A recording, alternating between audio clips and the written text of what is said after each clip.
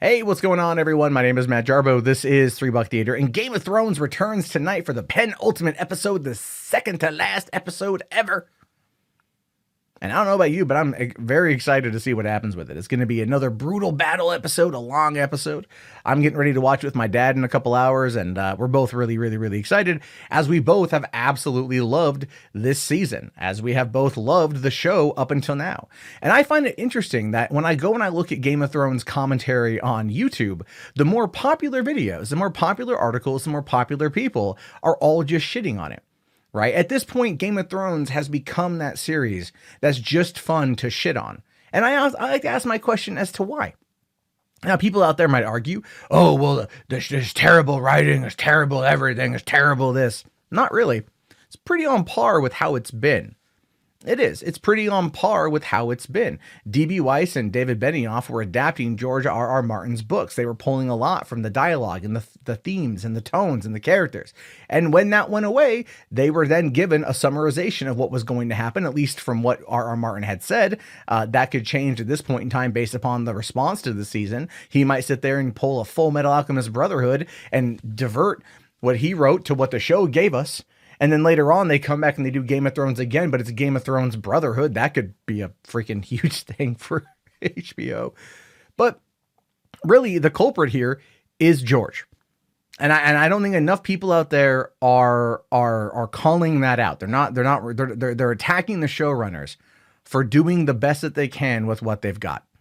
And I find that to be very fascinating. I find that to be very interesting, because George had years to write these last two books, had years to write these last two books. And he would talk about it constantly, but still never move forward on the books. The last two books have yet to come out. The last two books have yet to have a release date. They have yet to be even talked about going to the publisher. They have yet to be announced to being finished. They have yet to be announced to being finished. Even J.K. Rowling finished the Deathly Hallows in 2007, 4 years before the ending of the franchise as a whole. So everything that's gone wrong right now is ultimately George R.R. Martin's fault, if you want to look at it from that perspective. If you want anyone to blame, it's him. But everyone wants to put it on D&D. They're doing the best with what they've got. And I think what they've done so far is pretty damn good. I think it's pretty damn good. I have a lot of fun watching it. I have a lot of fun watching the little interactions between the characters, the little callback moments. People might call it fan service, but let's be fair. Once you're in sequel territory or in a show like this, there's a lot of callbacks, a lot of throwbacks. That's fan service, and there's nothing wrong with that. There's nothing wrong with that at all. It brings about closure of storylines. It wraps up certain things. It definitely does some good shit, and there's nothing wrong with that. What I think is going on here is it's a twofold problem, in my opinion. One, people have certain expectations that weren't met. And especially when it comes to the whole Night King situation. And that gets brought up a lot. The Night King was the big bad of the entire show. No, he wasn't. The White Walkers were always a secondary problem. Yes, they were a looming threat. Yes, they had to be dealt with, but it is not the Game of Thrones. Whoever defeated the Night King does not all of a sudden become the King of the North, or the King of Beyond the Wall, the King in the All Frozen Land, or the King of Westeros, or any of the Seven Kingdoms. That's not how it goes. So that's not at all the big bad. Now, could they have reversed it to where they fought for the they fought for the Iron Throne, that person won the Iron Throne and then commanded the army to fight the Night King? Yeah. And then, you know what? And here's the thing. I would probably sit there and say that would probably be the better course of action. That's how I would tell the story. But at the end of it, still, the Night King was a looming threat. It was right there on their doorstep. They didn't have time, and Cersei was playing the game against them. So Cersei is the ultimate big bad of the show. The people out there that wanted to be the Night King just wanted to be a monster they could kill. I thought it was pretty cool. The battle for Winterfell had some technical errors, I guess. I don't know. I saw it just fine. Understand it just fine. My only real complaint, I think, was like the editing in some of the scenes was dicey. But ultimately, the show ended in a very satisfying way. I felt that Arya killing the Night King was done perfectly. I think they did it very well. And the reason why I say that is because they had been establishing Arya as a person who faces death, looks at it square in the eyes, and then takes its mask. That's what happens with Arya. We've seen this for years. So she says, death wears many faces. I look forward to meeting this one, which she did. And then she killed it. She literally killed the endless death. She killed the long night. That doesn't mean that the long winter still isn't going to be coming, because that is still a thing. But the long night was meant to be the Night King and the White Walkers and the Whites and everything else. And that was maybe not as explained as it should have been, but I picked up on it pretty quickly. And so there's that. And I haven't read any of the books. Still got it. I think people had their expectations set a little bit too high in that particular regard. And that happens on these shows. Because let's be fair here. Most shows probably do need to be ended around season 5. You can establish a good premise, establish a good set of characters, give them a beginning, a middle, and an end, have it wrap up on season 5 and go from there. And I think that's probably the best. It's one of the problems, though, when you get into the 8th season and you're dealing with short, truncated seasons, 8 episodes for season 7, 6 episodes for season 8. They could have probably expanded it out a little bit more to tell more of the story. And honestly, they should have. And I think that has to do a lot with HBO. I think HBO wanted to start wrapping it up because the cost was too damn high. And by the time it gets to these particular series, this late in the game for these kind of series, the cost is then that high. Look at Big Bang Theory, for example. Big Bang Theory is one of the most expensive shows on television. It's also the TV's #1 rated comedy, has been for many, many, many years. But all the main cast on the show gets approximately $900,000 an episode, and they do 21 to 23 episodes a season. There's a lot of money at play. And CBS would have been willing to pay them more money to continue the show going because of all the syndication and because of all the merchandising. The show makes a lot of cash, so they're willing to spend more. Game of Thrones pulls in a lot of cash in regards to merchandising and Blu-ray sales and whatnot, but not to the same level something like, let's say, Big Bang Theory does. So you have run into a bit of a problem. It becomes more and more expensive.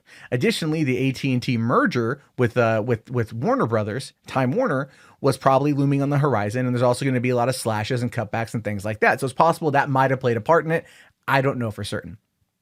Now, another reason, and this is my big point here, why I think the conversation has turned from positive to negative is more about the fact that it's popular and profitable to shit on this show and get a lot of money in the process, right? If you put out a video, Game of Thrones is a disaster, oh my God, you might get a couple 100,000 views because people are twisting the narrative. And we've seen this in other fandoms. It gets to a point with a lot of fandoms to where ultimately the quality is not what some people have wanted it to be. The storylines change, things become different, and then it becomes a vocal port of a fandom that ends up really kind of yelling about something. And not everything is necessary to yell about. In regards to, let's say, Star Wars versus this, because I've complained a lot about Star Wars, legacy characters in the middle of a franchise being absolutely mistreated is something to be upset about. Legacy characters here getting to the end of the game, not so much, because a lot of them are still at play. And they're going to be at play probably through this episode and the next episode when we get to the final end of it and we end it. But a lot of people are going to die. But they get them right to the end and they're going to give them their conclusions. They're not going to, be blown up on a rock or be fading out to whatever the hell on a rock or be jettisoned out into space and then force pull themselves back into a coma. Look, that's bad writing. Here, you run the risk of having so many characters on screen that you have to account for. And not everyone is going to have a lot of screen time. How many lines of dialogue has Varys had this season so far? We're 4 episodes in, and Varys has maybe had 10 lines of dialogue because there's so much that's happening. There's so many characters. And this is a problem when it comes to book adaptations, and this is a problem when it comes to these sort of things. Right? I mean, we've seen this happen with like the Harry Potter franchise when they removed Peeves from the equation. Peeves was a big part of the first 4 books, at least when they were at Hogwarts. They got rid of Nearly Headless Nick, who had some good lines in there. They bring in some characters and they move other characters off and they shuffle them around, and it happened here as well. Because they're trying to navigate all of these characters and put them in places and tell a story. This is an adaptation. Adaptations are never fully going to give you everything you want. But I think to come at it from the best possible perspective on everything is probably for the best. I think coming at it and looking at what they're attempting to do, that is going to be close enough to the source material that they can get while still telling a compelling show. And I think a lot of people who don't follow film, don't follow movies, don't follow development or production, haven't been lived in this world, maybe don't always get that. And that's not their fault. And I'm not criticizing them for that. I went to film school. I've worked in Hollywood. I've worked on, some films and some web series and some other projects. So I know the process. And so maybe that's how I'm coming at it a little bit differently. There's a lot that goes into these kind of shows that I feel is amazing. The set design, the special effects. I mean, we're looking at dragons on a screen. Well, one dragon now, but we're looking at dragons on a screen, torching people, blowing shit up. All right. The Dragonfire scene from season 6's finale was freaking amazing. Taking out the High Septum. I mean, it was cool. They've done a lot of great things with it. I just wish people would look at it more from the perspective of, this is a show I'm watching because I want to enjoy it, versus this is a show I'm watching because I want to find ways to shit on it.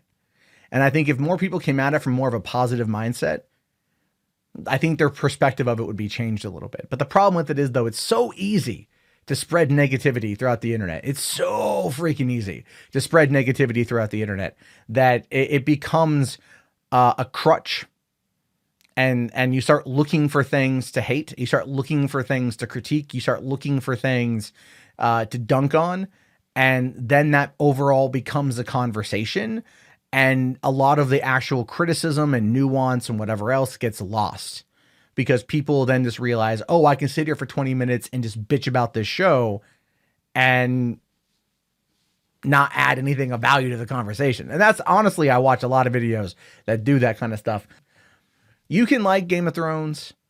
You can not like Game of Thrones. That's entirely fine. I personally find it to be very enjoyable. I personally find it to be a lot of fun to watch. I personally find it to be an experience that I'm sad to have that's coming to a close. I look forward to picking up my box set on like 4K when it comes out. And I look forward to seeing what else it comes out from the series in regards to the prequels. I also want George R.R. Martin to pull his head out of his ass and finish the goddamn book, so then people who are fans of the books can get that closure, because they were denied that closure, which I think is a large part of this as well. Well, anyway, your thoughts, your opinions, let me know. They should be fun.